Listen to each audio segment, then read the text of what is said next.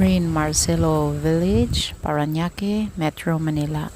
Ang lugar na ito ay tinatawag na green dahil napakaraming punong kahoy na nandito. Malamig yung lugar at ang napakaganda dito dahil hindi ito naabutan ng mga baha or kahit anumang flood na nag-hit sa Metro Manila. So dito safe na safe ka.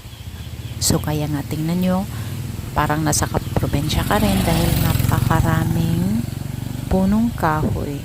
Tsaka masarap yung simoy ng hangin dito. Ayan, tingnan natin.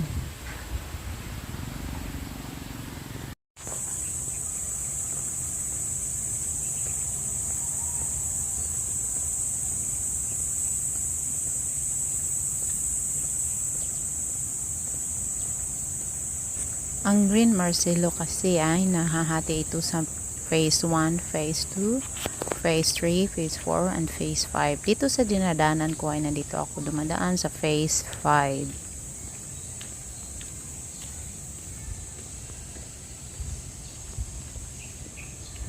At saka dito may maraming mga tricycle na pumapasok mula doon sa main road papuntang Sukat. So kapag nag-isa ka lang, sumasakay ka ng magbayad ka lang ng 35 pesos.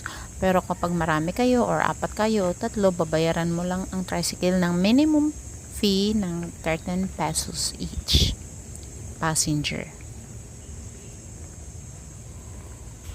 At dahil ako'y mahilig maglakad, kaya nga inano ko talaga na maglakad ako upang makakuha din ako ng mga video habang naglalakad.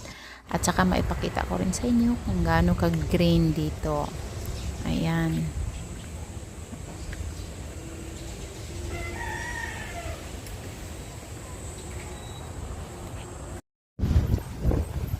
So, yung mga tao dito may mga sasakyan talaga dahil karamihan dito mga mayayaman.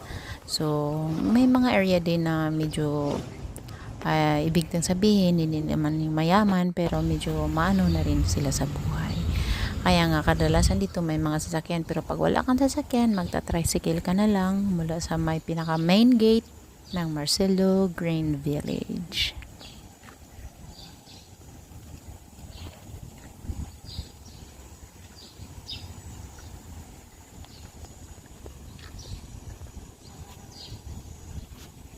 Ako naman ay gustong-gustong maglakad din dahil dito maramdaman mo yung nature. Pag nature lover ka, yun, maganda dito dahil maraming punong kahoy.